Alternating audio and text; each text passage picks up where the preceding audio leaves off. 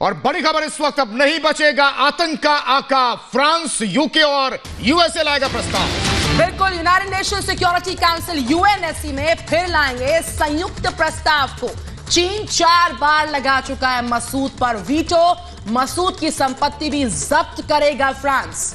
बड़ी खबर इस वक्त अपने दर्शकों को बता दें, यूएन में फिर प्रस्ताव आएगा और यह प्रस्ताव कई देश लाएंगे। कल सुषमा स्वराज ने ट्वीट कर कहा था कि अब भारत की जो स्थिति है विश्व समुदाय में वो मजबूत है।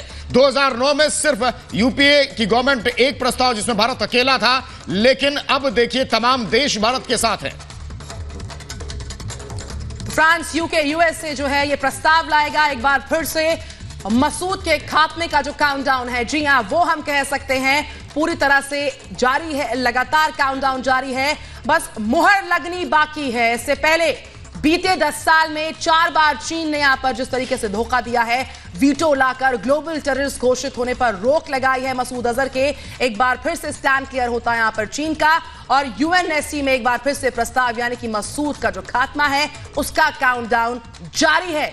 बिल्कुल, और यह खबर बताती है कि दरअसल तमाम देश चीन के रुख के खिलाफ हैं। चीन ने 4 बार अब तक वीटो का इस्तेमाल किया है और एक संदेश फ्रांस ने कल दे दिया था और उसने मसूद अजहर की संपत्ति जब्त करने का आदेश जारी किया फ्रांस में। और अब ये तमाम देश अगर फिर प्रस्ताव लाते हैं, चीन ने 4 बार वीटो किया तो मुश्किल होगी चीन के लिए फिर वीटो करना।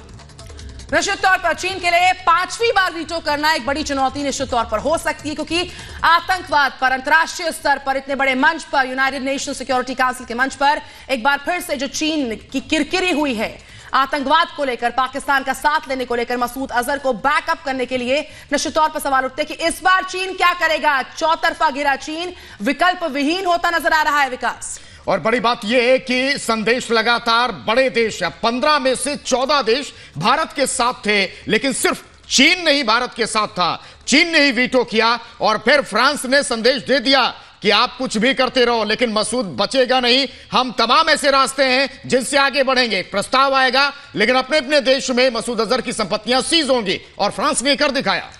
बीते 10 साल में 4 बार चीन जो है वीटो कर मसूद अजहर को ग्लोबल आतंकी घोषित करने से रोक चुका है।